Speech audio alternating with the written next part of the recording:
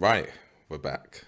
Episode 21 of the Vinyl Collective, your weekly journal into weekly journey in hip hop and R&B. You know the deal by now.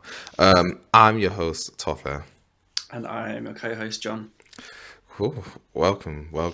They do know the deal, don't they? It's been 21. 21 weeks. Yeah. I mean, it's been quite a while. You know what also takes a long time? So I don't know if you know this, right?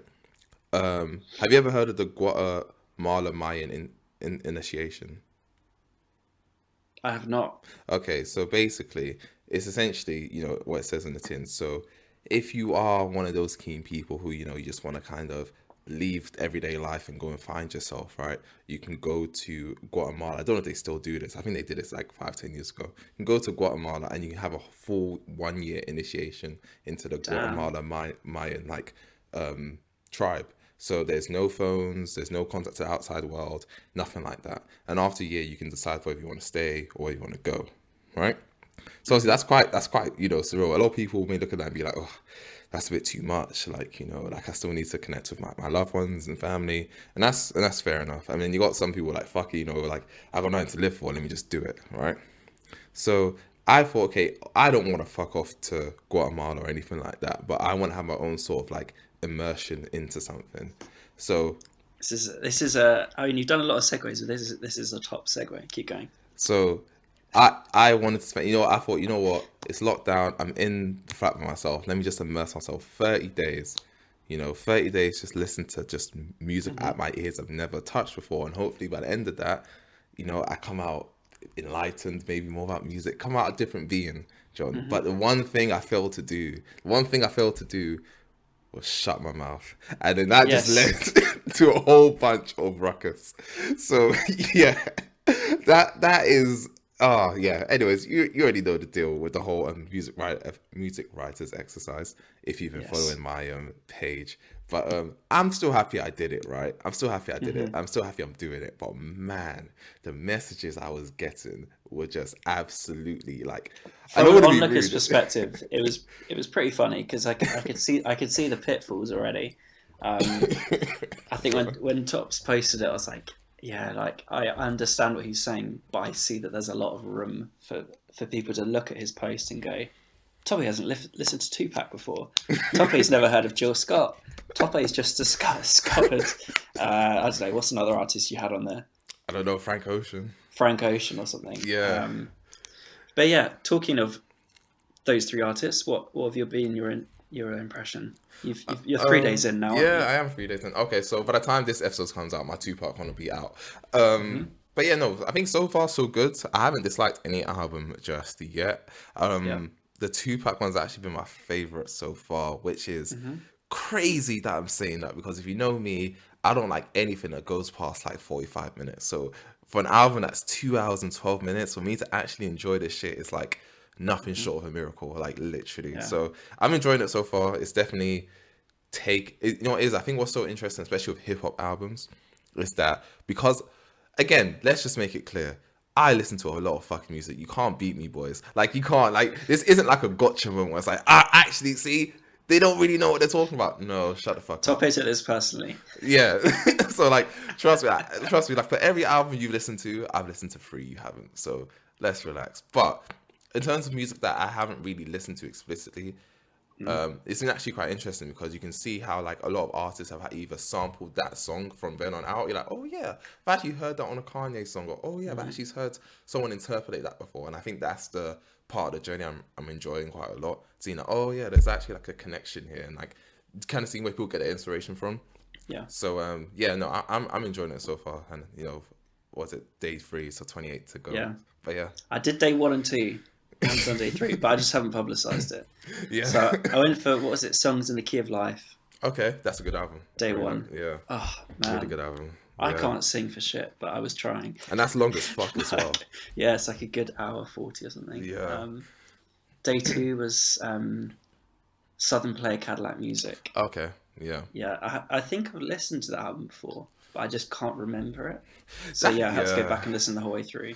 Yeah, That's really that's good though. that's another thing people aren't accounting for. It's like, wait, what? You haven't listened to All Eyes on Me? Sorry, I was 1 year old. I didn't give a fuck. Like I just truly did not give a fuck. Sorry. Like the only thing I remember was Changes and California Love because that was all the Mm. fuck was on TV. So sorry, I wasn't. I didn't come at 16 years old and just knew everything about Tupac. I wasn't one of those guys. Like, to be honest, like especially when there's so much hype around an artist, Hmm. I don't that turns me off. And I think a lot of these albums follow that same kind of pattern where it's like they're this super hyped albums. Like Blonde was people that try to act like Blonde wasn't that hyped. Blonde was one of the most hyped albums of the past decade. Like people were losing their shits, especially the Yeah, Tumblr kids as well. So it just yeah. put me off I so mean, waiting much. 4 years, people. Yeah, like I don't know. That's a lot So of energy. yeah, so when I saw so much discourse about the album, and I was like, what already? Like literally the first, it was insane, like worse than Mm. Super Butterfly. So I was like, you know what? Fuck this. I'm not listening to this. My theory is that people already have pre-written essays and they just edit them when the album comes out. You They've think got so? like four No, different yeah, drafts no, I think because so as well. the literature on Twitter is too quick to come out. Yeah. People are like, oh, this, and this about this. I'm like, I Mm, haven't even heard the album yet, and it's just come out.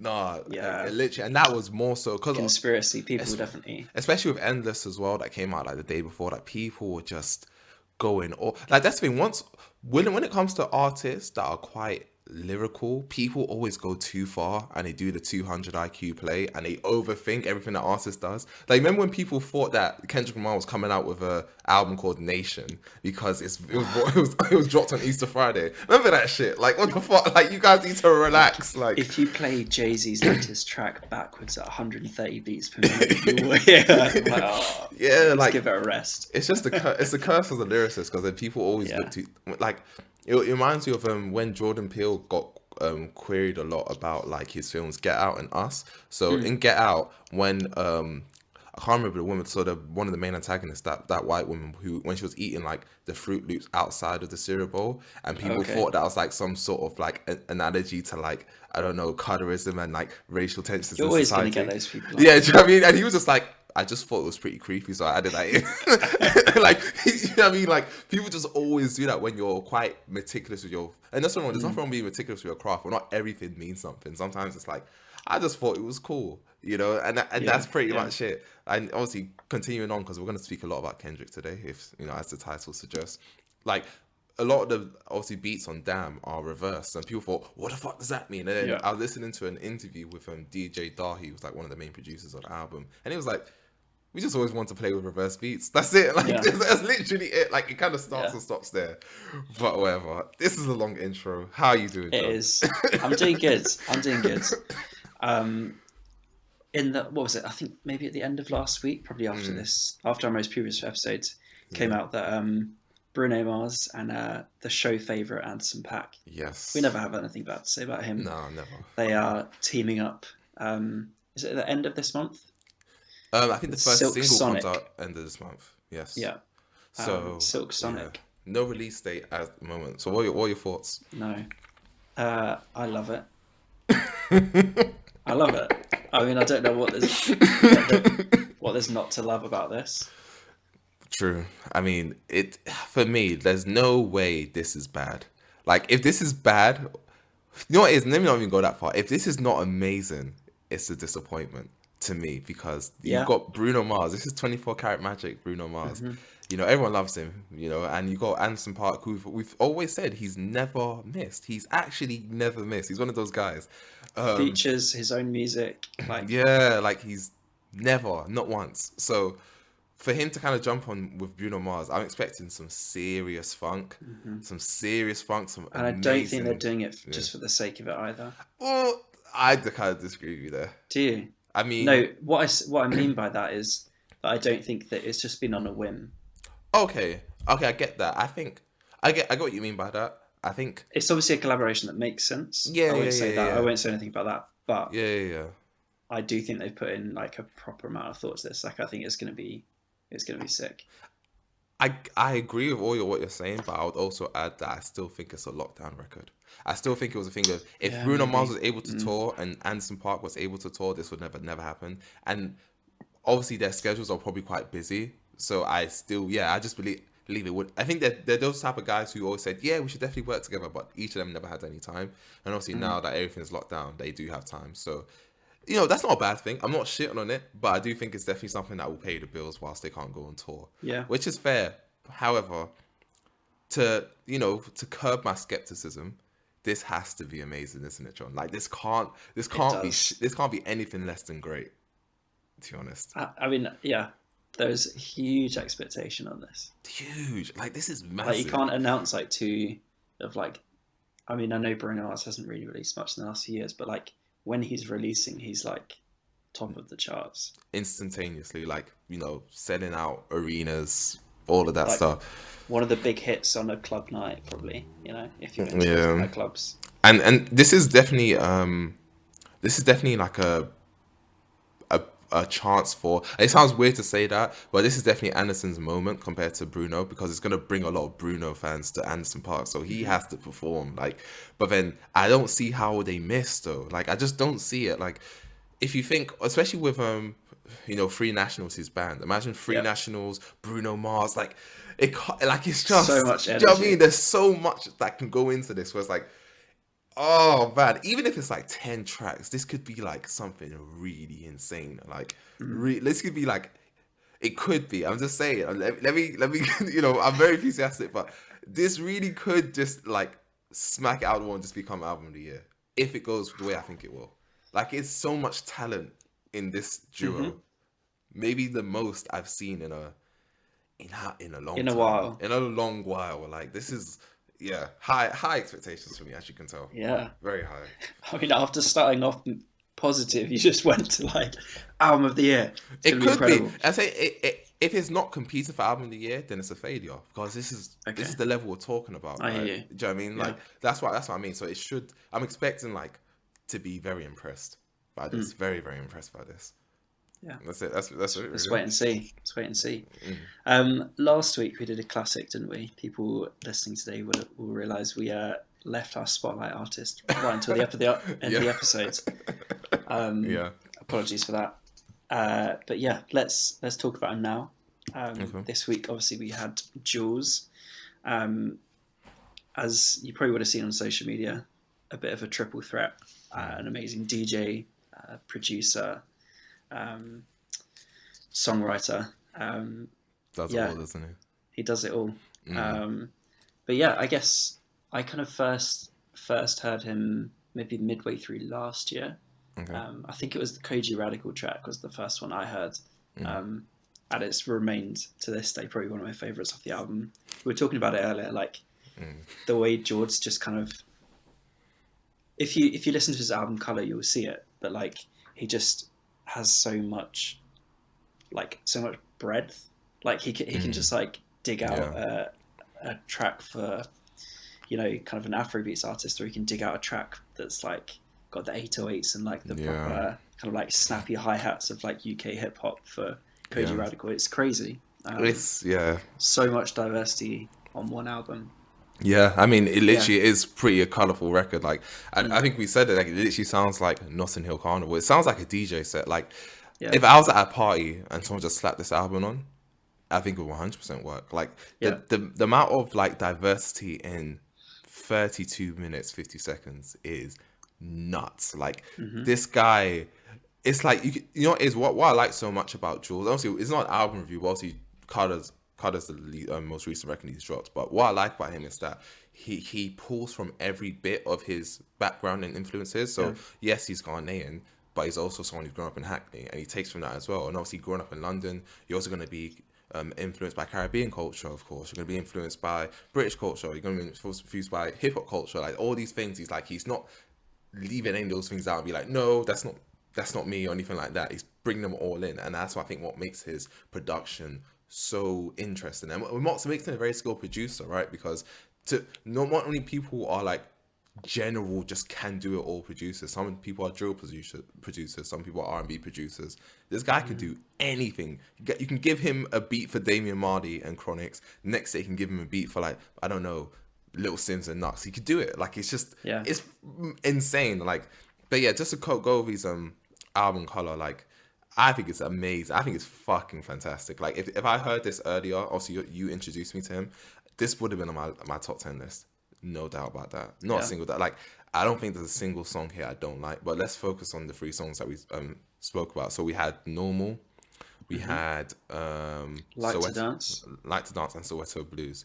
Yeah. Another thing to note about Like to Dance is that he had Pastor Lou in this song, and this was before he blew up with Frontline. So this guy's got an ear as well. Like, do you know what I mean? Like, oh, like, do you know what I mean? Shout out to him for that, because again, who the fuck cared about anyone who heard that song then would have been like, is that Jay Huss? A little, like, you know, Jay Husbeck, and he kind of saw the vision with that one. Yeah, Like to Dance, amazing tune. Miss Banks kills it. Killer Cars, that's just an amazing song.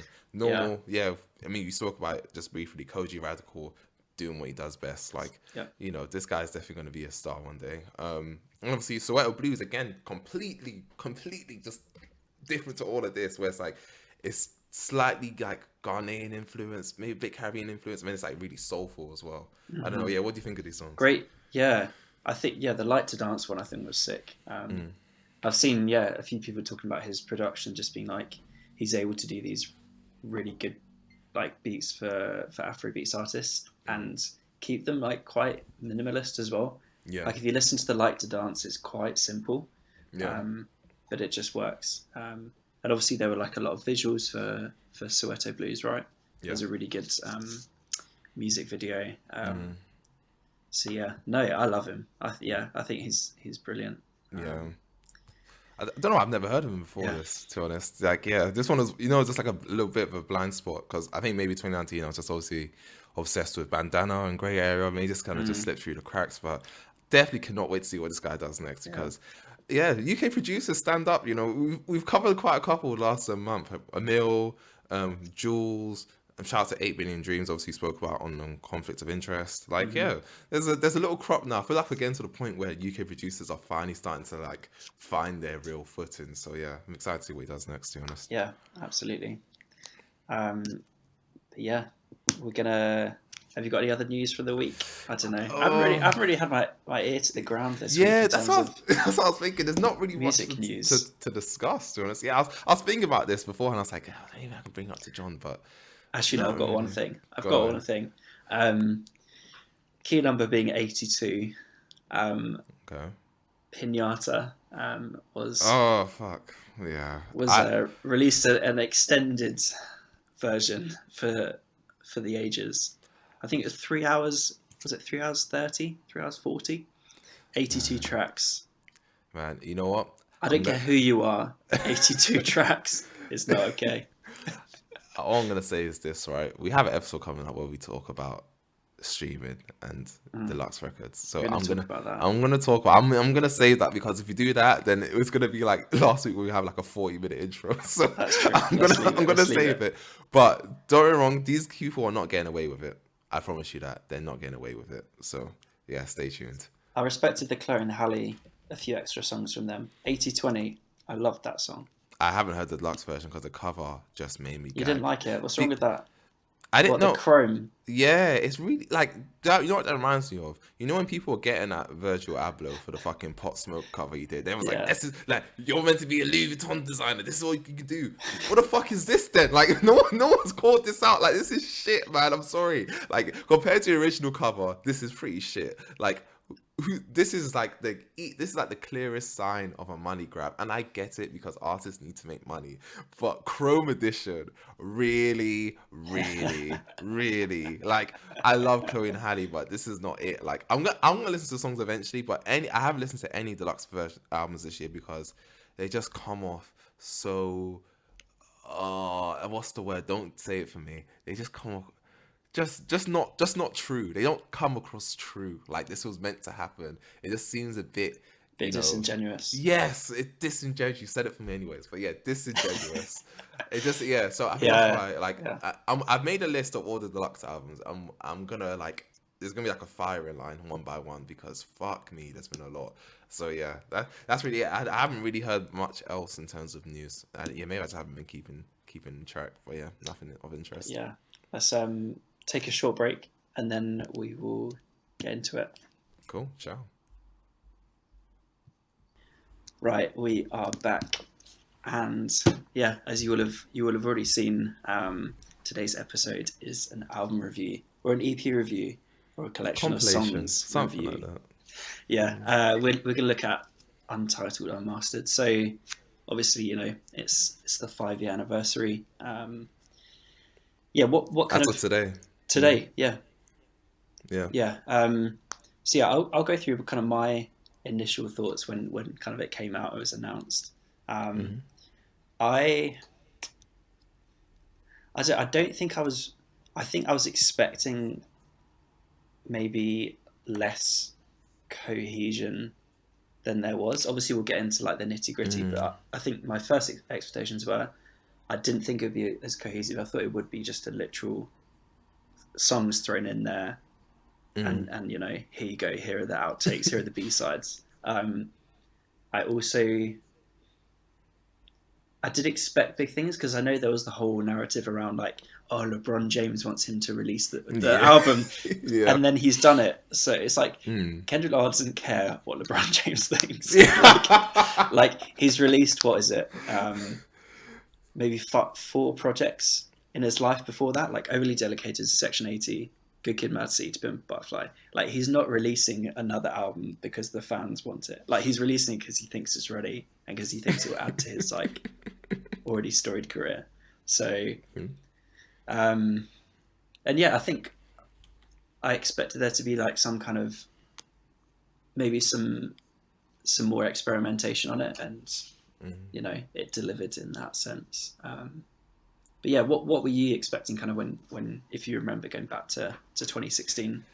Yeah, I mean, I can't believe it's been 5 years since 2016, but here we are, fucking Yeah. hell, getting older. But when thing is, I wasn't expecting anything because To Pimp a Butterfly came out mid-March 2015. This came out March 4th, which is obviously today you're hearing this. So I was not expecting shit. Like I didn't know because I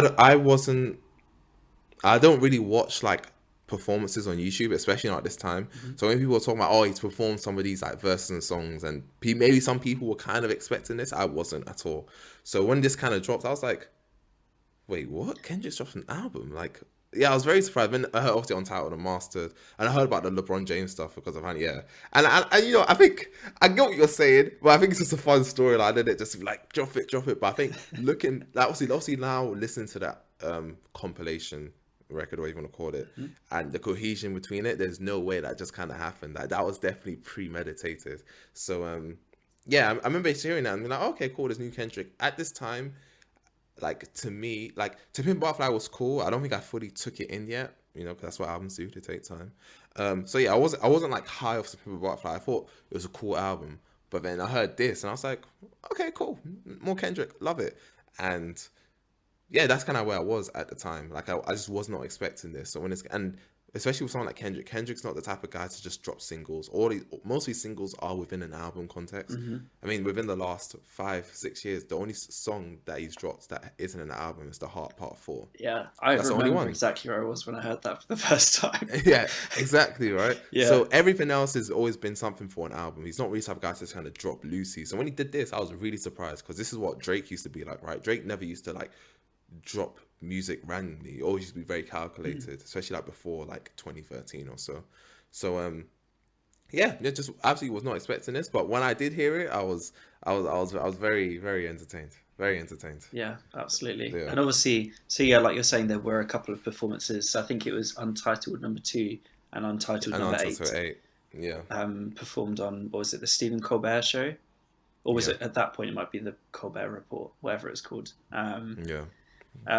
So yeah, obviously then when you hear the album versions, you know, a little bit different. I think some people were maybe, I mean, that's the thing with any big song though, isn't it? Right? Like, I don't know why people are upset that like the album version is different. Like every good performing artist takes their songs from the album when they perform them live, they perform them in a unique way. They add an extra verse. They do this and that. We went to Little Sims concert. Like, I'm pretty sure she dragged a lot of her songs out with like extra instrumentals, and like that's just what makes a live performance. I'm not going to a live listening.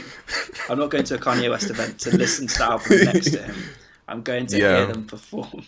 So anyway, 100%. No, but were people mad at this? Were people actually mad that he kind of changed the to live version? I think people were disappointed when they heard the studio version. Like, oh, it's not the same.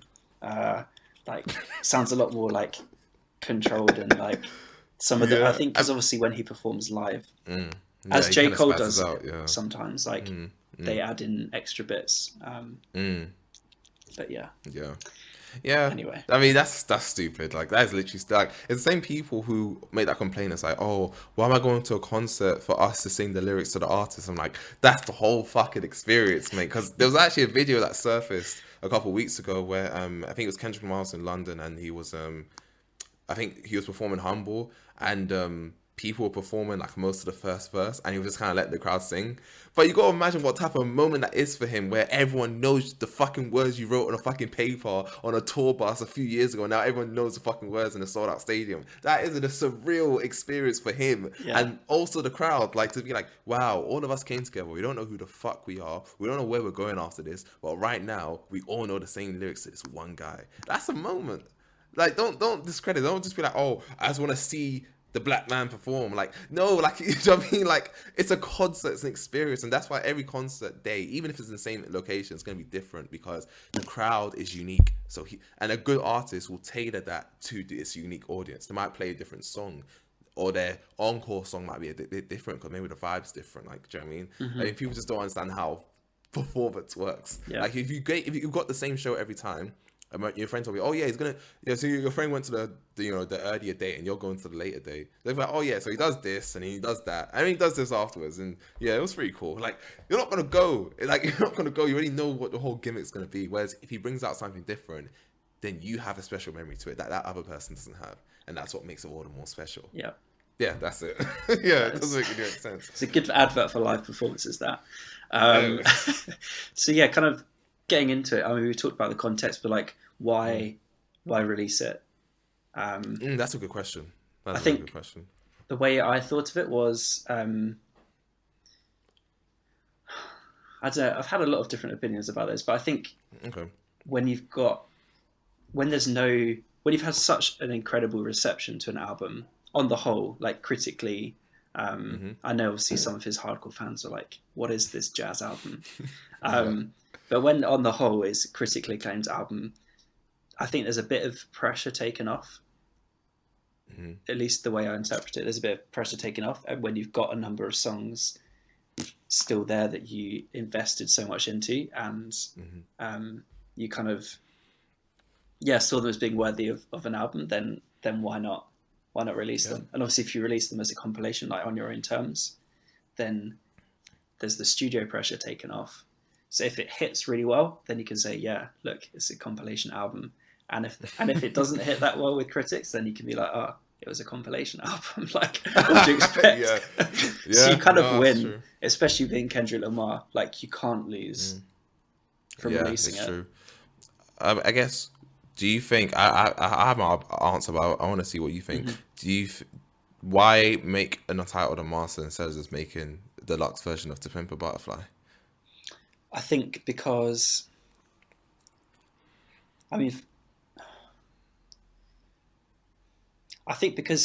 there's no point. I don't think he's such a calculated artist in that he doesn't do like do-overs. So he's not going to be like, here's part 2. These tracks kind of, in their current format and the way that we've listened to them, bring something different to the To Pimp a Butterfly story.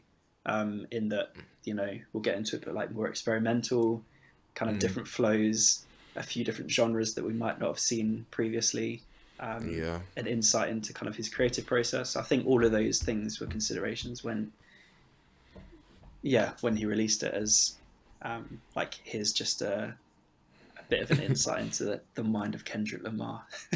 I get what you're saying. I think just to add on top of that, my opinion in it, but I think you'll share the same sentiment, is like when you add a deluxe version of an album, it kind of waters down the original story of the album.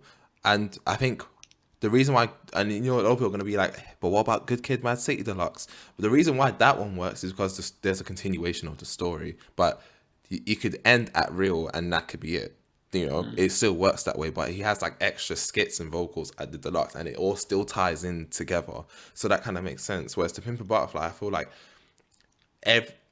especially given the level of artistry executed on that album, and it's really received so much recognition, like acclaim. So why even touch it? Two, and yeah, three, everything that was meant to be said on To Pimp a Butterfly was said. Yeah. So I think if he added this, he may have.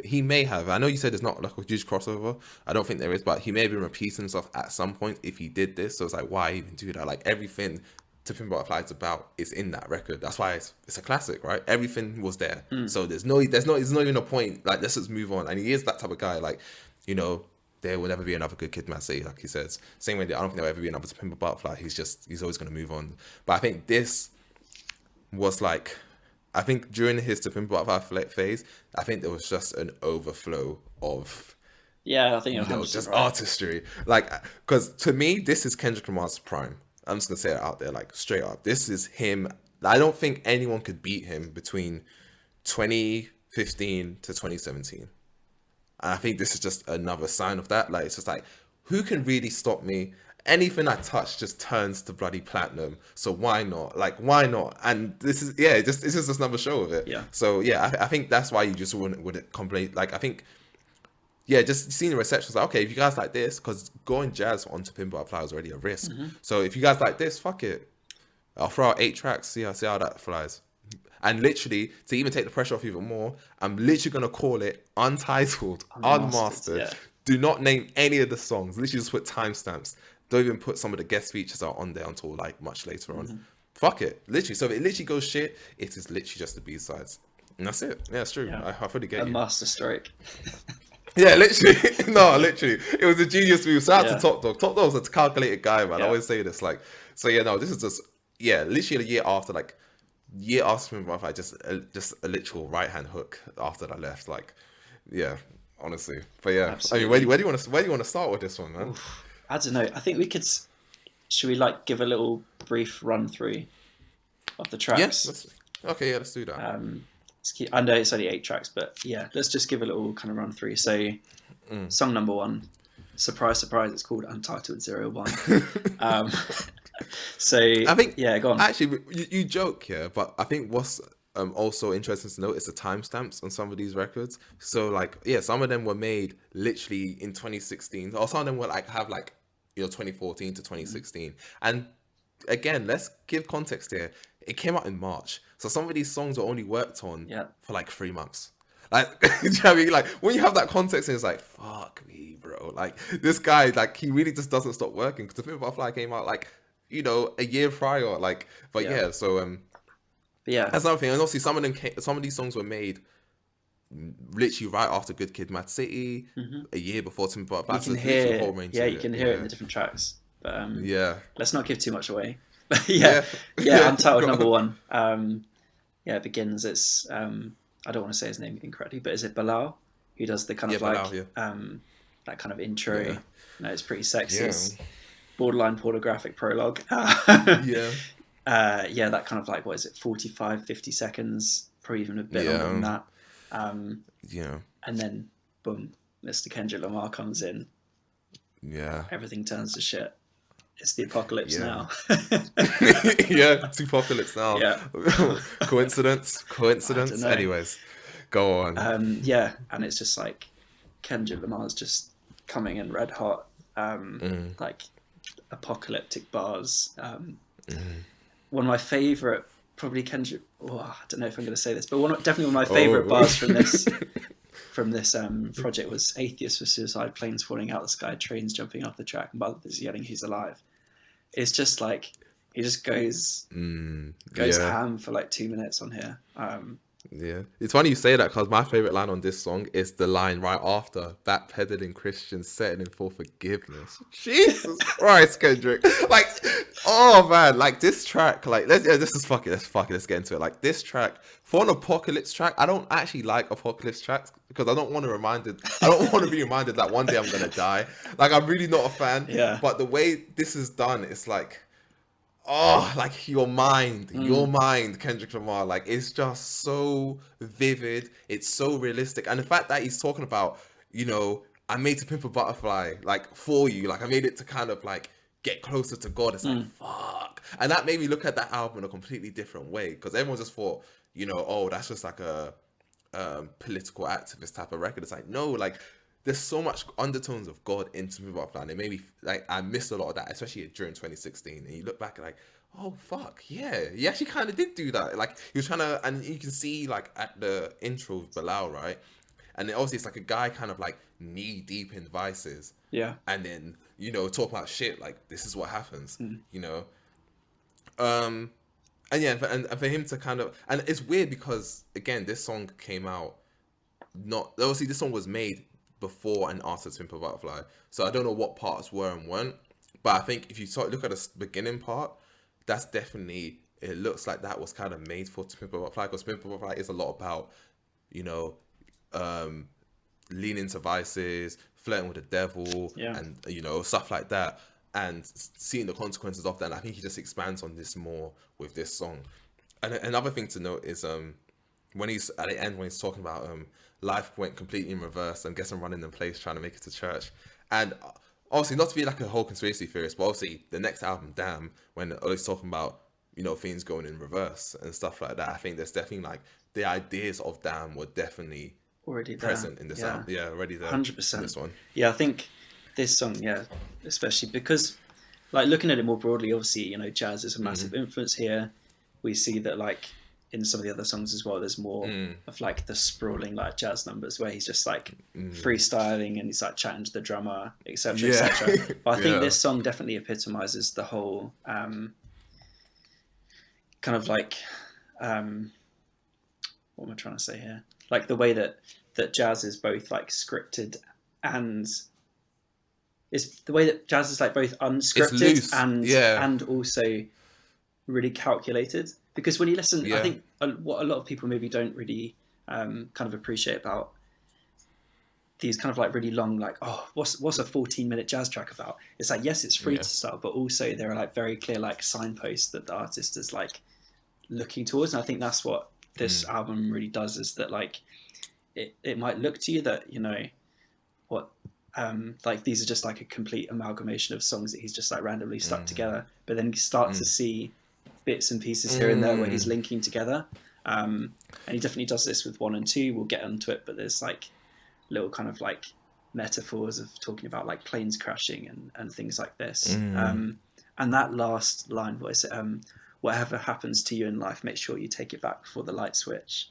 I was like, ooh, what a bar, because he's just talking like he's such a vivid storyteller. Like he did it on Good Kid, Mad City. Like he just took you around the city for a drive, and you kind of see what Compton's like, and he's done it again here. Like you feel like he's just taking you kind of through this apocalyptic landscape where there's all these vices going on. Like there's so many kind of like religious things he's mentioning, like a tabernacle, which is like supposedly where like God dwelled when it was like back in my Christian knowledge coming out here. Like back in the New Testament when like the Jews were like moving from place to place, they would like settle, they would set up the tent, and the tent would be called the tabernacle, and that would be where like God would dwell, or like the spirit of God would dwell. But yeah, there's just so many like interesting images to unpack in this one. No, it really is. I mean, and then also like you said, like just the whole the imagery of the record throughout the record, but especially this song, it's kind of weird because I don't think this song connects necessarily to the like obviously there is like a constant like theme, like it feels like you're going to a jazz performance. That I feel like for me that's kind of the theme of the whole like 8 tracks, but this one it just seems like it just kind of sets the tone like, okay, right, like we're in this world where it's like he's it's like he's in a dream, and he's like prophesizing what could happen if he just keeps going down this path. Yeah. Do you know what I mean? And yeah, I don't know, but I don't know if it. Yeah, it's just one of those ones where I feel like he just wanted to get that idea out. I don't know if necessarily it connects to track 2 much. But yeah, let's get into track 2, because Untitled 2. This is when I was like, yep, sold. Like this is it. Like this was this was literally it for me. Like I once I heard this, I'll know. I'm not even gonna. Yeah, I remember exactly where I was. I was in the shower in Castle Boulevard. I was in the shower, and I remember I was like, oh my god. Like, and don't get me wrong, I've always liked Kendrick, but the way he was rapping on this song is immense. This is like one of my favorite Kendrick songs of all time, and that's crazy because this is a B-side record. But I think this just shows the level of quality we're dealing with here. Like, this song goes off. Like, this is immense. Like, I don't know, I want to hear your thoughts before I go any deeper. I think it's a brilliant track. There are like so many of these songs. There are like 2-3 parts to them, and the beat switch is always immense. But one thing, I don't know if you might have picked up as well, but like his later verses in the song, I've heard people talk about it as well. There's definitely like this like Drake-esque flow that he's doing with like the slowed down, like almost like sluggish, like like what's the word? Talking, like, kind of rapping, singing, rapping, like kind of monotonous bars, and also like almost like trap beat as well, which he does later in the album. We'll probably talk about, but like there definitely feels like this like a Future-esque vibe going on, and he's just like, you know what, I can do that too, and I can do it better. And all in like a jazz kind of themed song as well. Like, it's so well done. I think obviously the concept of the song as well, you know, stuck in the belly of the beast, like talking about all these people that I mean, like affiliates of his or friends, colleagues of his who haven't achieved the same level of success as him, and they're like still in this kind of constant struggle. You see black turn to burgundy, like world is going brazy, where did we go wrong? So many of these lines. And, I mean, it's weird because you weirdly say that, because I think he's also talking about a lot of his friends who are doing like well as well. So obviously, seeing black to turn to burgundy, it's like, I think he's kind of like implying like blood spilling from a black person or something like that. That's kind of where I took it.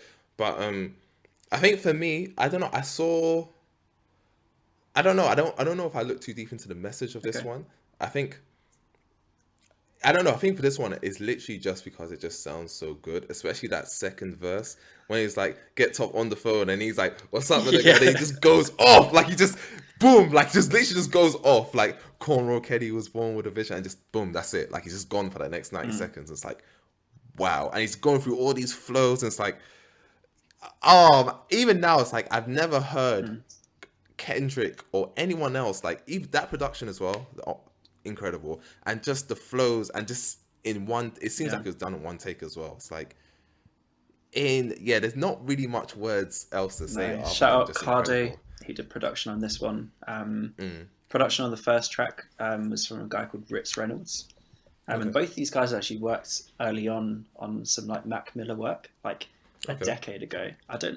Strange coincidence, but anyway, I mean, sonically it's beautiful, and then at the end you get that kind of intro into the studio atmosphere of like, who doing the drums?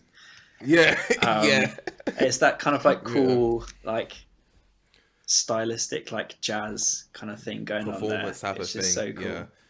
And just to add to what you're saying, like I think like what you're trying to say is that though jazz is very technical, it's extremely technical genre, but it's also quite expressive. So like people kind of just put their own spin to things. So like jazz players will just kind of like do things spontaneously and impulsively, but at the same time they still have parts where it's like, no, everyone's really, really like honed in and focused, and those parts are very obvious. And I think that's exactly what he's done here. So literally after like one of his most focused verses ever, in my opinion, boom, it's just like, oh, he's just talking to some guy. Like, you know what I mean? It just sounds like he's just doing it, and then it's not like there's like a break or like, okay, the studio part is ended. It's like, no, this is all kind of just happening, and then we're just gonna go to the next song, and that's exactly what jazz performance is like. And I think this is all very much intentional, kind of put into the record. Correct me if I'm wrong, I'm not too sure when the hip hip hooray thing starts going on. This is on Title 2, isn't it? This is when it kind of starts coming into the record. I think he does it. Was it on 3 different songs? He does it on this. He does it on 7, and he does it on 8. Yeah. That's correct. But yeah, that's a great song. Should we hit Yeah. number 3? Yeah, go on. We said we'd Yeah, do a go on. quick Number breeze three. through, but that's not going to happen. Yeah. Untitled number 3. Mm. One of the more like complete, like, I hate the phrase, but like radio ready songs. Yeah. Yeah. You think so? Okay, cool. Continue. No, go on. Do you not think? I'll give my thoughts In the after. Go sense that on. there's none of that like kind of like freestyle at the end, or there's none of there's not too many like beat and flow changes in the song. In number 3, I get that, but then a radio song has a hook, and this doesn't really have that one. was something I meant to mention. First song again doesn't have a chorus. Yeah, a lot of these Yeah. songs. Yeah. Yeah, a lot of these songs have no hooks. Yeah, Yeah. absolutely not. But yeah, I think interesting song. Obviously, it's there's a different verse for different cultures. So it starts off with Asian, then Indian, then black, and then white. Yeah. So I like the kind of structure that he's like looking at what each different culture will kind of like teach him, what he can take from it, what he can learn to then ultimately go and better himself, or and then it gets to the white man, and then you find out that whatever kind of he might garner from other people, it would ultimately just be taken from him, or ultimately just be like appropriated, right? By like corporate America is obviously the example that he uses here, like the record labels. I'm sure we both got a lot of quotes from this one, but the one that obviously stands out is telling me that he's selling me for $10.99 if I go platinum from rap and I do the company fine. Yeah. I mean, it's true though, isn't it? Like it's true. Like no, I actually really liked the whole culture thing, because even the way he's rapping, it's a bit jovial, it's a bit tongue in cheek. He's being a bit stereotypical, like it's like caricatures of each culture. Yeah, exactly. But I think what's interesting about this is that I don't think he's literally quoting what a person from each culture is saying. I think he's more quoting the actions that come from these people once they get money. So I think if you see, okay, the stereotype is when Indian people get money, they buy a lot of houses. The stereotype is when black people get a lot of money, they fuck a lot of women. Do you know what I mean? But then the stereotype is when black people get a lot of money, white man also gets a lot of money. Yeah. So I think it's not like the white man's gonna say, yeah, I want your money, but it's like, okay, I see you getting money, I want that too. It's just the kind of like their thought and actions that come from getting money is what he's depicted so well. And yeah, it is very stereotypical. Some truth to that. Do you know what I mean? Like if you look at all the cultures, like yeah, I kind of get it, and I think he's done it in such a very short song. Like this is quite a big topic to kind of go on about. But yeah, he's done it in like a couple minutes. Yeah, like it's really a short one. Really short time. Yeah, I like how he also like talks about like the price of success. There's a bar later on where he's like, if you ain't signing the signature when I throw you my wallet, a lot of artists are giving a demo in the toilet. Your world tour, master's mortgage. Yeah, it's just like seeing how a lot of artists kind of sell out unintentionally to like record labels. One great example of this is oh dear, I'm going to forget his name now. He was on King's Disease on like the third or fourth track. Ooh, who was featuring on? No.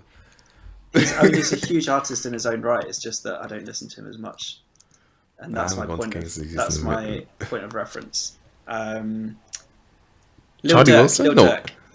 Seventh track. Sorry, Lil Durk. Okay, so cool. I remember Lil Durk being like, I think he was interviewed at some point by one of these. It wasn't Hot 97, but it was one of those, and they were kind of talking about the like the record labels and do you know what you've signed? Do you realize? And he's like, yeah, I don't really know. It's like, you should know. You need to take ownership over this because you've probably signed away like 4 albums to all of these companies. And I thought, it's just another truth from Kung Fu Kenny. No, 100%. And I think it's these vices that each culture, because that's the thing, I feel like whatever race you are, it's like he's taking the thing that people say you should go for and distracting from the focus of what you actually should be focusing on. So it's like, yeah, I'm buying all these houses and land, but I'm actually focusing on owning my fucking music. I'm getting all these women, but do you know what I mean? And it's like, I think that's the kind of the hone. It's like, yeah, money's going to give you all of these things, but you're not going to own anything you do. And it obviously it's quite weird coming from a guy who is signed, I always said it with a pinch of fucking salt, it's, I love Kendrick, but, you know what I mean? But like, but it's still very aware, like, don't sign a bad deal. Essentially, like and also don't feel like you're a slave to someone, or just like, oh, you're just here to make someone else money instead of you're here to actually make music. And Kendrick Lamar is a purist in that sense. So yeah, Yeah. so yeah, that's really it for this one. Let's go into Untitled number 4. The shortest track on the album, right? Feels like an Yeah, interlude.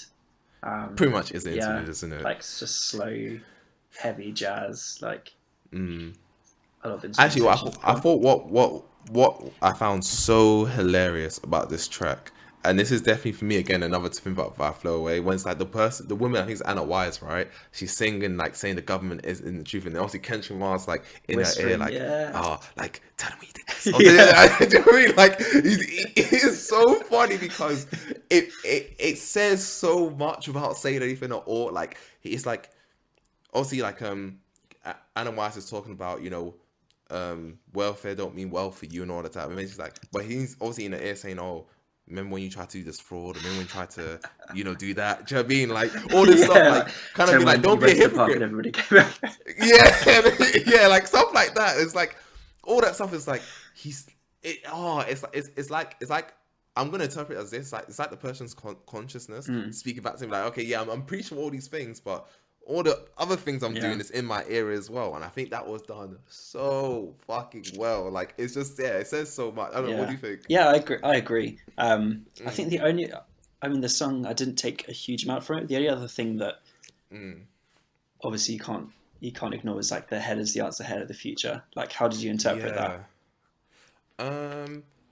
Obviously, I think there's obviously like a double entendre. Double entendre to it. But yeah, like there's obviously, literal head, right? Like just a joke in it, head's the answer, head's the future, but I think he's talking more about knowledge. Knowledge is the answer, knowledge is the future, don't second guess yourself.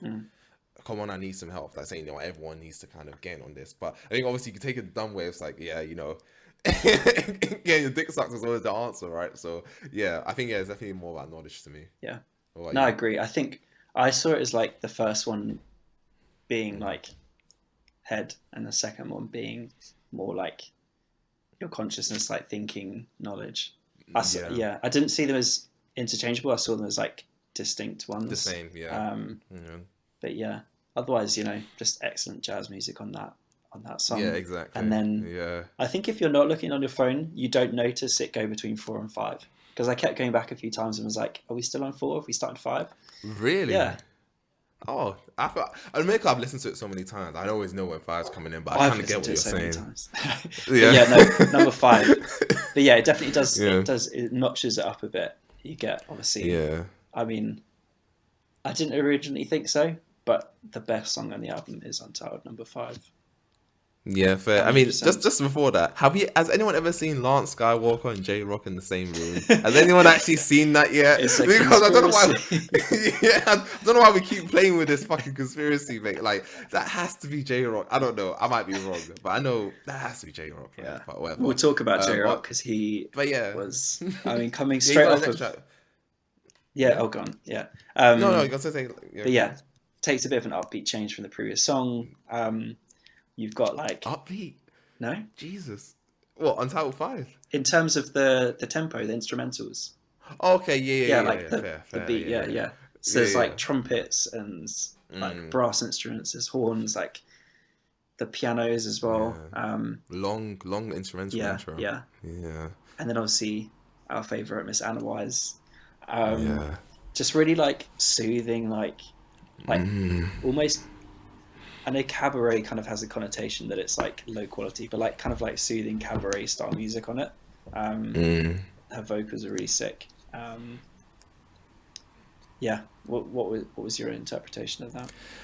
One thing that really stood out to me is that I like intentional bad mixing, and this song gives it really well. Which is like, also it's why just that you love Sweatshirt.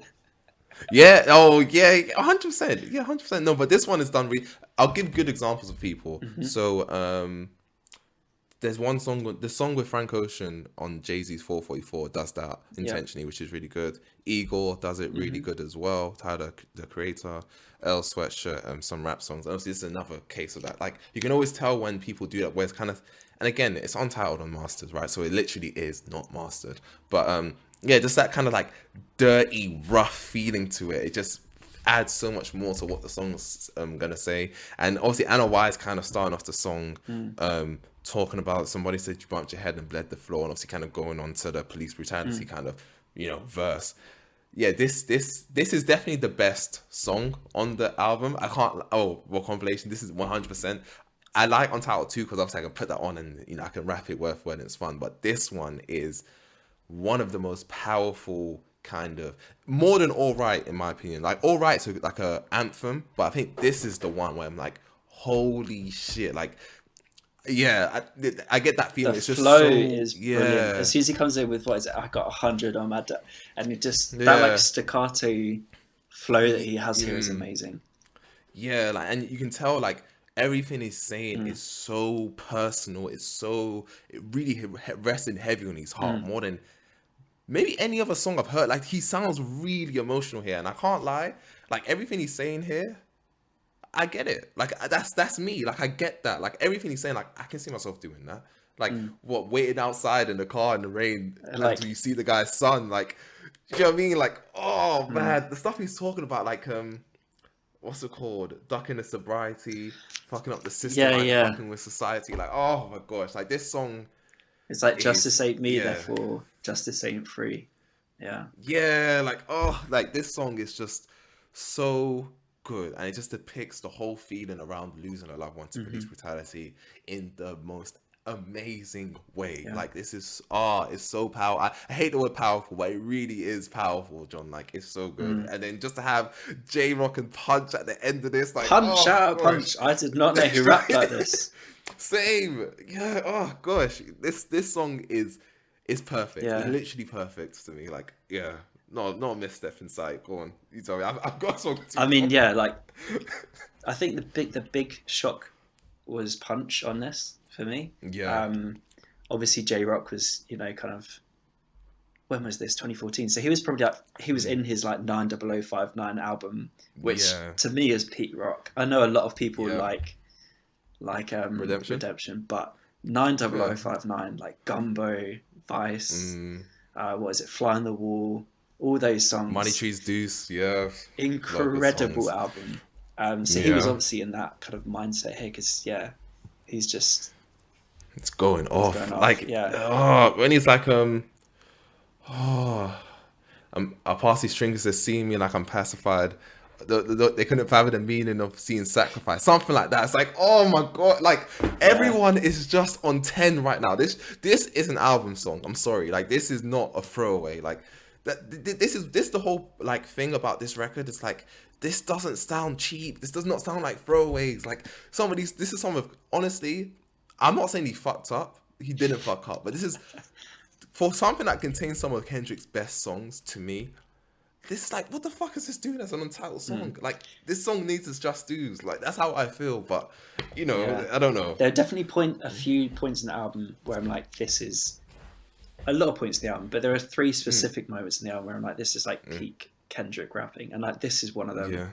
At the end of track number 1, where he's doing the apocalyptic stuff, and then during track 7 as well, the first 2/3 of that. Okay. I'm like, this just feels. It just feels next level. It just feels like, you know what it is? I feel like it's just at that point, maybe just like his creative peak is just like, you know, on a different atmosphere. And when you're making so many tracks, and I guess when you cut it down, when you're making so many tracks, there's probably like a freedom that just comes from being like, I'm just gonna go for it in this song and see what happens. It doesn't need to make it onto the album, and then you get this, and you're like, damn. Yeah, literally, damn. And obviously, speaking of damn, right? Like, because he had the idea of damn whilst making To Pimp a Butterfly as well, you know, as Kendrick does. But it's just, I don't know, like, it just feels like both kind of. I feel like you see both worlds in this record a little bit, not a lot. Again, like, just to kind of say explicitly, I don't think this album is meant to be like a connection to his studio albums. I think this is literally it is literally just a throwaway. But I feel like he made it a consistent theme of throwaways, if that makes sense. I don't know, it sounds stupid, but I think that's literally what it is. But just to see his song, it's like, I think it's not like he hasn't touched on this like more, but I haven't seen him touch on police brutality in this way. Like, instead of just saying, oh, we hate the popo, want to kill us dead in the street for sure. Like, okay, yeah, but this is different. Like, this is, yeah. Or even saying, oh, I know that I'm intelligent. My confidence just died, and stuff like that. Just kind of talking about the feelings of like dealing with the pressure of like people just wanting to end your life because you're a black man. Or I think he had another line near the end. I'll try and grab it, but yeah, just honestly, this is like a phenomenal track. Like, and it just keeps happening throughout this album. Like, I know you said Untitled 7, Untitled 1, and Untitled 5. I'm gonna put Untitled 2 there as well. Like, that's what I'm saying. I feel like that's half the fucking album. Like, you know what I mean? Like, we're already halfway through the album. It's like you've already got like 4 songs that could have been album songs, and we're gonna go for where this ranks in the year 2016 in his discography. But let's go on to Untitled 6. Let's get there. This was my favorite song for a long while when I first heard this album. Like probably for the first year or so. Like Untitled number 6, 100% was my favorite song. I love the like bossa nova, like kind of like Brazilian like flair on it, like with all the like the arrangement of percussions, and like it had a bit of like a funk feel as well. Like it just gets you moving a bit. And then obviously CeeLo Green, vocals. Woo. I didn't know it was him on there for a while. Yeah, he had some soul on there. But yeah, just a great song. What was your kind of first impressions of this one? It reminded me. It felt like it was analogous to the song "Mama" on "To Pimp a Butterfly." It gave me that same kind of vibe, or the things he was kind of talking about, where he's talking about, he's basically kind of talking about like how he kind of grew up and had to embrace his, he's a Gemini and he always talks about that. Yeah, right? that's the point. He mentions it on like quite a few tracks.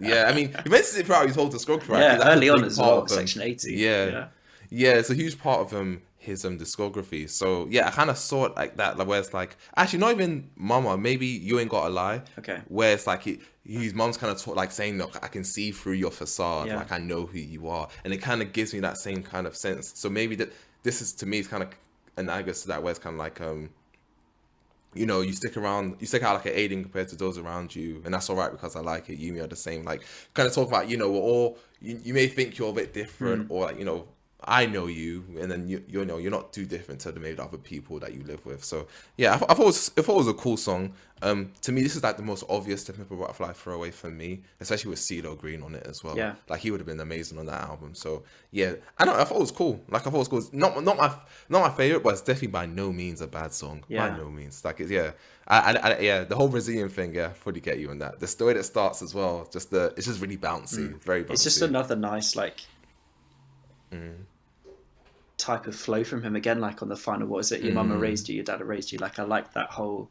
I don't know what the word is. Like syncopated, the word for like the way that his. Fuck knows. Whoever's listening, if you're a music head, you can tell if that's right or not. But anyway, just a lovely song, which leads us into the longest song on the project, Untitled 07. 15-minute song. It's a saga. I'll tell you that. Yeah.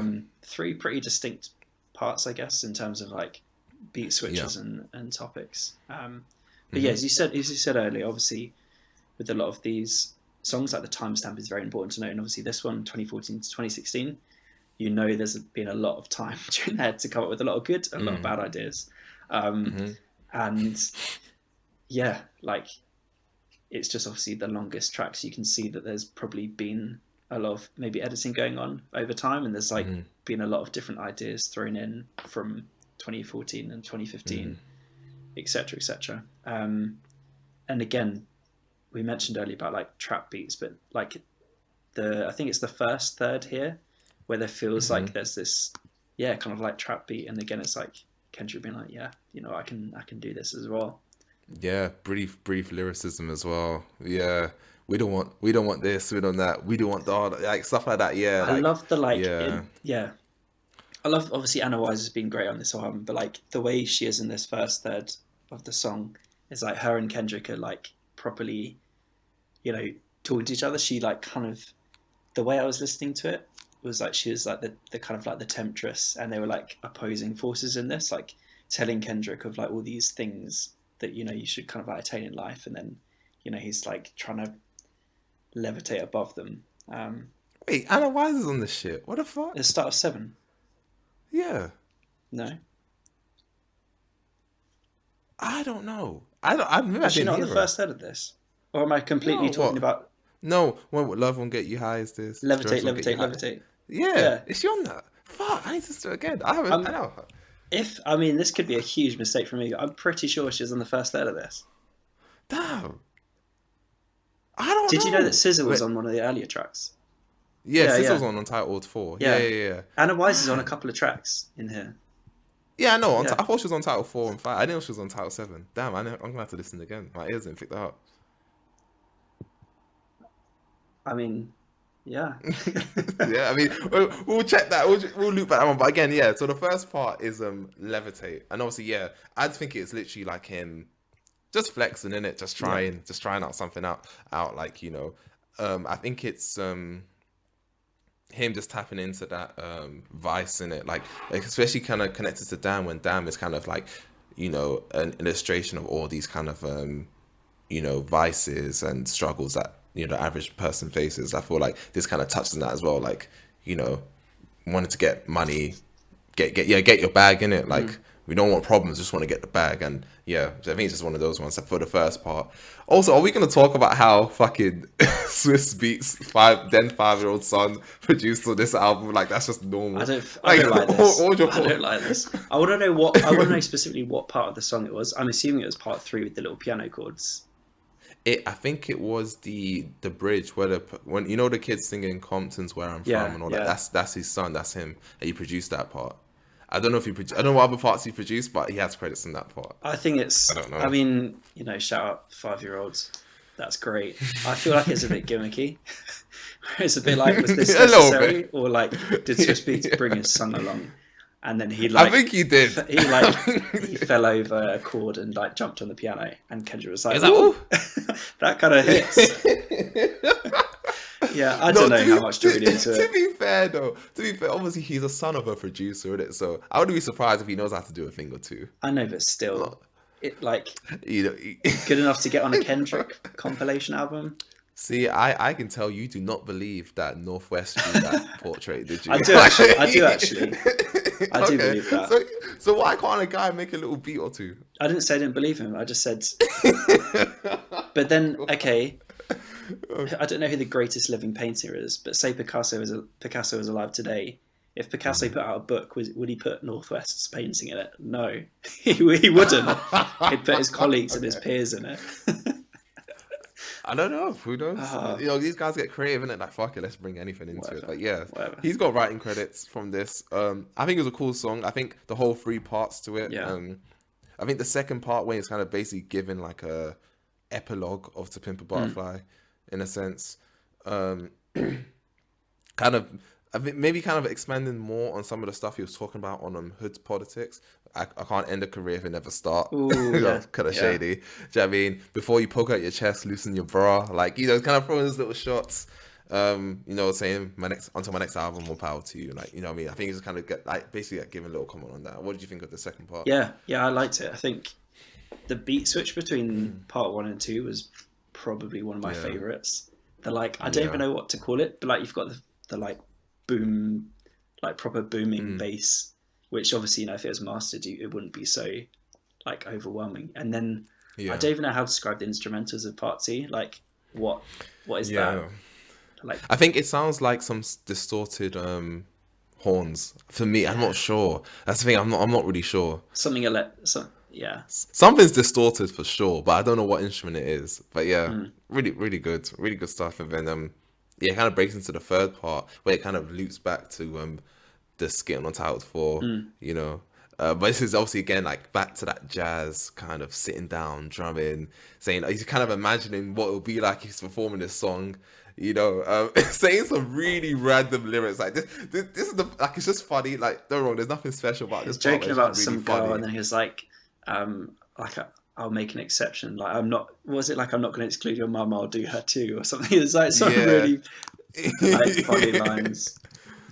Yeah, like just kind of talking about heads the answer, here's the future, because kind of like strumming that out. Literally, I think Probably, has a couple shots in his system, just strumming it out. Yeah. Yeah, just being like, oh, my background singers are gonna do this and this and it, literally just fucking around. And again, that's what jazz musicians do, right? Obviously, he's not a jazz musician; he's a rapper, but I think he's trying to emulate that. It's And yeah, it's it's just funny. The lines like and baby, if your mum was around, if your mum was around, if your mum was around. Was it no discrimination? Yeah, she's young nigga chasing. She could get this dick too. Like, it's just funny. Like, and you can hear all the guys in the background just like laughing, just cracking. Yeah, and he's like, oh shit. Like, yeah, it's just literally just so natural. And yeah, literally, definitely was not intended to be any sort of song or any sort of idea. It's just strumming out, and again, that adds to the theme. And so yeah, I just thought it was funny. Not really much to note, but yeah, I just thought it was nice to have. It's a great one. I can't believe I said Analyze was on track number 7. She wasn't. No. I thought so. No, anyway, right. let's get into track number 8, which love this. We talked about Anderson .Paak earlier. If Anderson .Paak was on a song on this album, it would have been number 8. Yeah, 100%. This is definitely like, you know how people say like Jid and Black are like the singing and rapping versions of one another? Yeah. I always feel like Anderson and Kendrick are the same. And I think that like Kendrick is definitely channeling his like inner Anderson on this one. Yeah. But it's so much more upbeat and like kind of more reassuring than the rest of the album. Do you know what I mean? Like, it's really random. It's just now it's like, very like a lot of synthesizers coming in here. It feels like you're on a sunny day out and he's just kind of talking about, why are you walking around with those blue faces? Like, cheer up, and all that stuff. Kind of talking about, again, very connected to his trip to South Africa, I think. Here, kind of obviously like, in the final verse, when it's like, someone said Kendrick, America's sure is crazy, and you say, yeah, that's why, and like basically saying like the problems you have aren't the problems that we have. Like, we make our moves with shackled feet. Cape. I know he says Cape Town on this, so yeah, clear connection. But yeah, it's gonna be like, you don't, like, you're going through struggle, you don't have to give up, you don't have to kind of fall into these dumb things. Like, the second verse was talking about his homegirl with a credit card scam, intuition got a broke bitch wishing and stuff like that. Kind of like, you don't, just keep going, don't worry, don't feel so compelled to take the easy way out, as he mentioned here. Just kind of like, make your moves with the struggles. What did you kind of get from this? Similar. I think that the first couple of listens of this song, I really didn't take in the lyrics, if I'm honest. Apart from the chorus, which is, it's quite obvious, it's easy to understand. I think there was a lot of layers going on to this song, which made it a little bit difficult for me to understand the lyrics. You've obviously got like Thundercat on there, just with that like proper bass slapping. Yes. Thundercat is amazing. He's brilliant. I think he was on some earlier tracks as well, wasn't he? Yeah. Great artist. He had. Yeah, he's on my March list. So yeah, you'll get to him. Definitely. But yeah, I thought, you did need to really listen intently. I found to kind of get it. But yeah, it did seem like, walking around with these blue faces felt like, to me anyway, underneath the like facade of, maybe I kind of understood like this facade of like money and wealth and stuff. There's like a discontent underneath it. Maybe I'm going all A-level English, but like seeing connections aren't there. But I don't know, because he's obviously contemplating like life and happiness. For sure. I think this is definitely more financially based though, because obviously Blueface is like, I think it's slang for like $100 note or something like that. So so it basically kind of I think he's basically kind of like describing the financial problems Black people face and what people do. I hit the bank today and they told me colour me bad. Exactly. So so it's kind of talking about so like he's talking about getting that new money is breaking him down, because he's looking at all the other people struggling and seeing what they're trying to do for money, which obviously is very conscious of him. Not he's not reinventing the wheel here. Obviously a well-versed topic, but yeah, he's kind of talking about here like But this used to be one of my favorite songs as well. Like, every fucking song slaps on this, but this one, the first few words, because this is, I feel like, kind of connects to how I feel about a lot of things. When it's like, 2 tears in a bucket, I cry with you, but I can never lie with you. I can never afford not to afford. I can never put my plans to the side with you. And that part, I've tweeted that a few times because it just resonates so much with me. It's like, I'll kind of like be with you, like, I know you're going through it, but I'm not going to stop what I'm doing just because you're fucked up. And that, so I don't know why, but for me, that kind of just hits a chord in me really deeply. It's like, 'cause a lot of people want you to kind of sit in that kind of part where you're just like lolling about, feeling really sad for yourself and not doing anything. Where some people are gonna be like, okay, yeah, I get it, but let's go and do something. Mm-hmm. Let's make a move. And some people don't want to do that. And yeah, just saying like, I can never afford not to afford. Like, yeah, like the way he's able to kind of put these things in like short kind of lines. Like Kendrick doesn't even do this now. Like this, that's how I feel like this is peak Kendrick. Yeah. Like it's just No, I so agree. smart. Just like So distills these complex ideas into what is, you know, lyrically probably one of the most simple songs on the album. yes, Like there's 100%. yeah, there's not really a lot to break down once you've read it. Yeah, But yeah, yeah. should we? No, beautiful track. But yeah, That's the album. But yeah, should we kind of get into a few kind of discussions about it? yeah. Where do you think it lies within his discography? That's the most interesting one, That isn't is, it? let's be honest. Go on. I don't know. I don't want to like interpret it in a different way to how it seems that he does. So I think he's Okay. like You can have your own opinion. no, Don't no. worry I'm about saying that. I want to not like get carried away and be like, no, it's a studio album in its own right. But like, Oh, okay. I just Yeah. see it as like the yeah. I think you said it earlier, like the creative overflow from To Pimp a Butterfly, but also you know it's more than that. Like I think it deserves to be listened to just as much as the other studio albums, even though it's not one. Agreed. So Agreed. I think myself included, I sometimes don't listen to it as much as I would the others. But when you go there, you're like, you know, actually there are a few tracks here that if you made an album, a compilation album of his career, there are at least two tracks on this album that should be on there. Facts. Yeah, and that's the craziest part, right? And Honestly, the whole if you made a 12 yeah, track album of Kendrick Lamar's Yeah. best tracks, at least 2, maybe 3 from this would be on there. So that's what I don't get. So how can you say it's not? Is it like the last one? Is it the bottom in terms of these albums? Would you rank it lowest? I don't know if I'm comparing it to them in terms of like Also, it's this whole different thing. Fair enough. well, I think just because I know it doesn't have the like narrative that you would read into other albums. Yeah, fair. And so I feel Okay, like fair.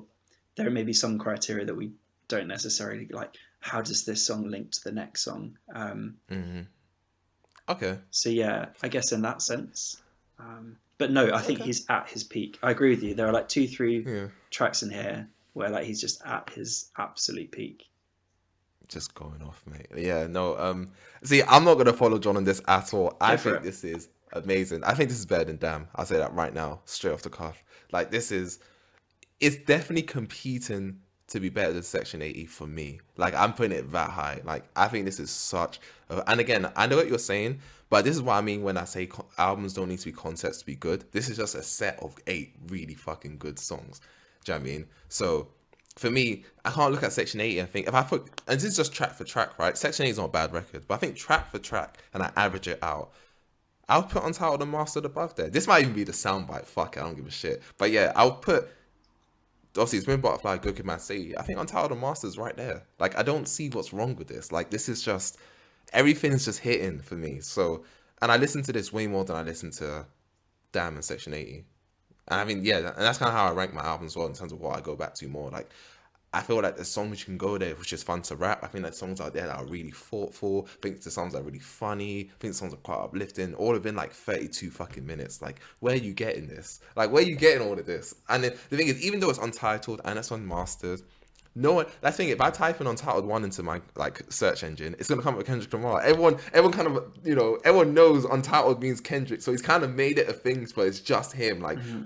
The only other person I can think of who has a song Untitled that everyone's gonna know is D'Angelo. That's just one song. He made a whole album. It's like if I say, "Oh yeah, what do you think of Untitled 6?" Everyone knows it's Kendrick. No one needs to think about anything else. Like it reminds me of back in the day when you typed in like season 2, episode 5, Game of Thrones, obviously the first thing comes up, but everyone already knows what time it is. Yeah. But yeah, no, like, and just to kind of add on. So yeah, I really think it's really fucking amazing in terms of his, 2016, and obviously Anthony Fantano always played that joke where like his B side is better than most people's A sides. I still think that's true. I agree. Because, yeah, like let's give context, right? This came out in 2016. 2016 was one of the best years hip hop has had in maybe 10, 20 years for me. Like, you had Tribe come out with their last album, YG came out with Still Brazy, you had Telephone by No Name, you know, a lot of people loved that one. Life of Pablo, people shit on it. That's a good record. Let's not get twisted. Coloring Book, like, so many good records came out in this Was it time. If You're Reading This, It's Too Late? If you read this, no, that's 2015. That's Oh, sorry, 2015. yeah. But yeah, so there's quite a few. I made a album of the year list for 2016, but yeah, a lot of really strong albums. If you go back to that year, especially in hip hop, lots of really strong albums. And for this one to kind of stand in the top five, what, like, Views came out this year as well. So yeah, I think that's what you're thinking about. Yeah. So, and obviously, this, for me, this blows Views out the water. I don't give a fuck. Sorry, this blows Views out the water. Not even close. But yeah, like, this guy, this is his throwaways, guys. How is he beating you guys on these throwaways? That's what gives us so much more points for me. Like, and I'm not going to be like, oh, imagine if it was polished. I don't think it was meant to be like that. I think it would have lost some of the aesthetic if it was. But yeah, I think if you drop this in any other year, 2017, 2018, 2019, 2020, it's still top five, maybe in top three. Let's pull you back. So you're talking about you're talking about 2016. I've seen some comparisons which I think are interesting between this album and Life of Pablo. Have you thought about it in that sense? No, not at all. No. Read a lot of reviews. People are like, "Oh, really? You know, there's kind of that like unfinished, like kind of vibe to both albums, and they're kind of comparable." I think they're complete antithesis of each other. Like Kendrick Lamar is like speaking for himself and his community, and like looking outwards, and a lot of what Kanye West is doing there is just like this like narcissistic musical journey. The difference between this and Life of Pablo was rushed. This was unfinished intentionally. Life of Pablo wasn't intentionally unfinished. That's why he was working on the fucking record for another 2 years after. That's the whole difference. I guess what they might be meaning in terms of like the songs, a lot of the early songs anyway on Life of Pablo are kind of like they like join mid beat, or they kind of like they do have a. I get the comparison, but I don't agree. Well, it's fun because Untitled, Unmastered is literally like a jazz performance, whereas Life of Pablo, I think, is meant to be an album, and I think it is meant to have like a thing to it. Like, don't know. I think there's like short ideas going on here, but I think I'll compare that more to Yeezus rather than Untitled, Unmastered. I would even compare those two. Okay. And even again, we're thinking about the year of 2016. No More Parties in LA. Kendrick. This might be the only time Kendrick gets washed. By the way, I think Kanye to have the better verse, but he did have a good verse. Like, this is like, again, I feel like this is 2016 for me was his peak year, because yeah, you had Untitled, Unmastered, you had him on Life of Pablo, you had him on Isaiah Rashad's record as well. Yeah.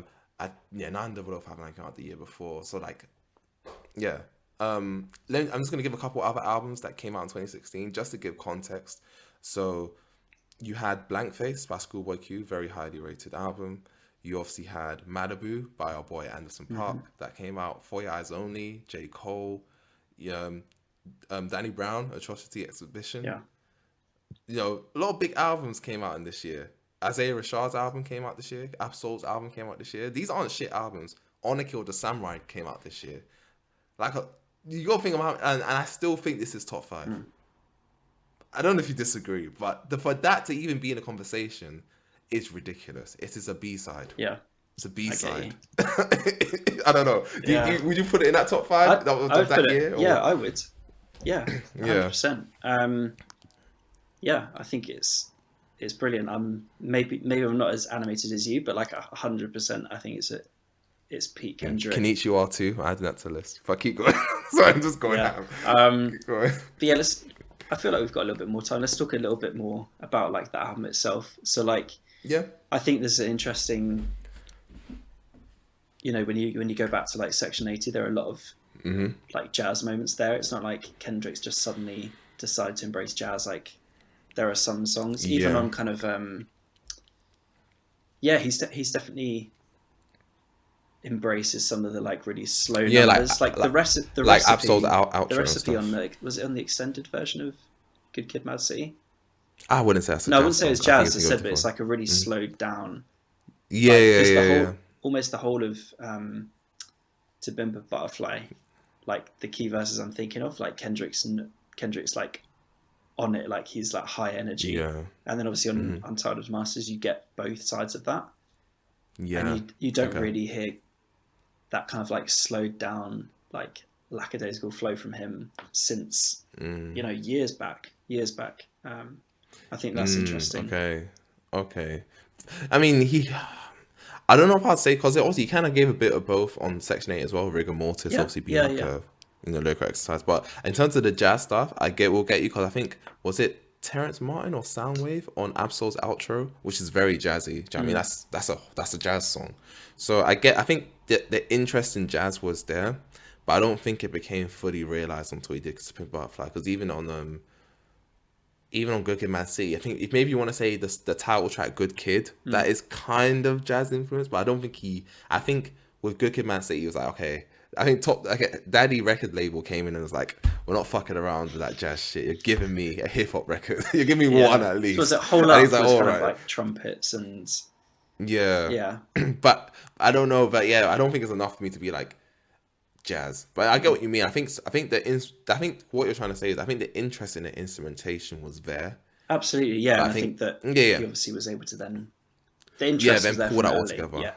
Yeah, for sure. So I think after, and I think that's why if you look at the timestamps of some of these, it's like literally right after Good Kid, Mad City. It's like, right, we're going straight down this jazz route. Like, we're not fucking around. Like, so say obviously Timmy Buffett didn't come out for like 3 years after Good Kid, Mad City. Like, a long time was between the two. So I feel like I get what you're kind of saying. I think maybe he always intended to play with this sound, and I think he was just waiting for the mainstream appeal to come first before he fucked around a bit.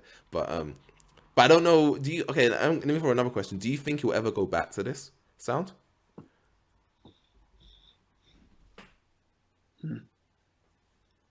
Because Dan didn't have any of this. Yeah, and we know obviously the next album he said, was it rock influenced? Yeah. I don't see why not. I don't know if he will. I think the way I see it, and maybe this might be a bit cynical, but I think Kendrick has kind of reached peak popularity in terms of how much money he's going to get from this game. Humble was obviously his best-selling song, billion streams, all that good stuff. Damn sold more than More Life in 2017. Great, having a great time. I don't know if he would want to go back to something he's done like 5-6 years ago now. I think he's at that point where he's already, if Kendrick Lamar, God forbid, died tomorrow, he doesn't have anything else to prove. Don't tempt fate, top it. It's 2021. No, but I'm just saying. I don't think he has anything to prove in terms of music. No, so I think he can literally do. I think he can literally do anything he wants, and I think that's why he's doing that fucking rock influenced. this little tease of a rock influenced record, and the thing is, I kind of believe it as well, because if you look at Baby Keem as well, like I can see that album going so left as well, because for him, like, for them two to obviously I know they're cousins, but for them two to work together is like, that's a bit strange. But let's see. I don't know. Like, I don't think he will. I think it's kind of proven. I think he might do maybe, like, let's say there's an artist that has like a guest verse, like it sounds kind of jazzy, you can tap into that. But I don't think there's anything that he's done to kind of say he's going to do that. But then at the same time, with Kendrick Lamar, he takes on these personalities on each album. So and that kind of pours into his guest features as well. So with Good Kid, Mad City, all the verses he was doing were kind of trendy, like Fucking Problems and stuff like that. Stuff about like, the industry and kind of getting in there, and do you know what I mean? Really young, juvenile stuff. And then to Pimp Butterfly, he was on a lot of jazzy albums or records, like Layla's Wisdom, The Sun's Tirade, all that stuff. Same with Damn, when he was doing that whole hey, like he was doing that, a lot of verses like that as well.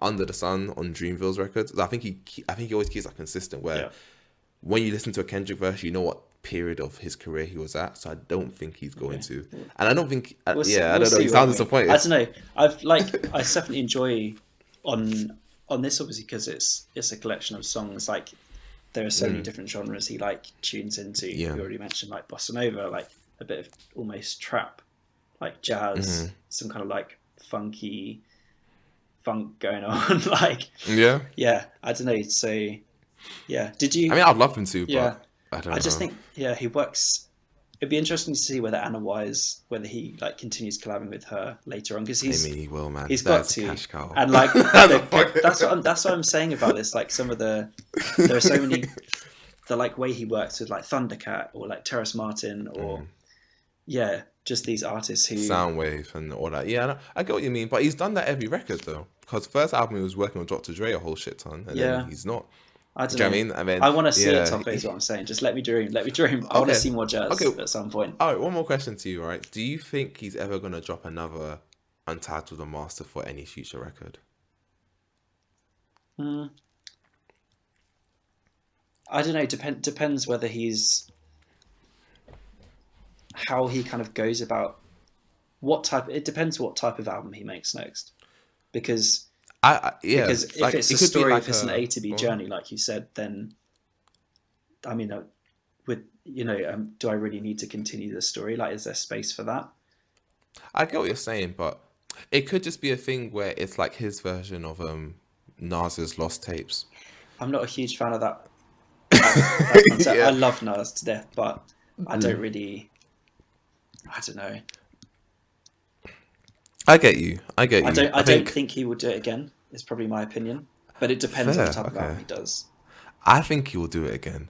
It definitely won't be like this at all. But I think for maybe his next album, because bear in mind, it's been just under 4 years since the last Kendrick album. He's got a shit ton of material to release. So when that album comes, I think, let's say it's like an amazing album, right? Or let's say it's just really good. I feel like there might be enough to pour it over to like an Untitled Unmastered too. I don't think this is the last time. I don't think it's the last time he does this shit. But obviously, it will not sound like this. It will just be like, it'll probably be like another thing where it's kind of a pull off from the previous or upcoming record. Yeah, that's it. Really. The continual innovator. Before we finish, people love sound bites, but let's go for like a favorite track, a favorite feature, and a favorite. Maybe let's go like a favorite verse, if you can think of one.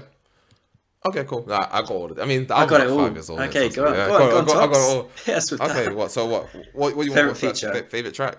Favorite feature? Punch. Oof, Punch. Okay. For sure. Yeah? Yeah. It's got to be Punch. Okay, what's the next one? Favorite track? Favorite track? Oh, Untitled 2 or Untitled 5. It's got to be... Oh, it's so close. Just in your head, I can just see like get God on the phone. Like I can't say no to that album. You know what? That's just for how much I go back to it. Untitled 2, but Untitled 5 is just there. Like it's really close. Yeah. And what's the last one? Your favorite verse? Okay, so that will be Kendrick Lamar's last verse with J Rock, where he's going back and forth with him. That's my favorite. You can't take that one. That's my favorite. You asked me. Okay. You went to go. You thought you put me in the firing driving seat there. Damn. Yeah. So go on. Your turn. What is your favorite song? Favorite song? Untitled 5. Favorite feature? Favorite feature? I think it's got to be Anna Wise. 100%. Fair. I fucking love her bad. voice on this. I mean, obviously, what I was getting at earlier, and I completely fluffed it up. I thought it was Untitled 7. She was on Untitled 5, but like they're back and forth. That's what I was trying to get at. The way she was like kind of tempting him with all these things, and he was like, I think they have such a history together as well of collaborating for so long. I thought that was the best feature. 100%.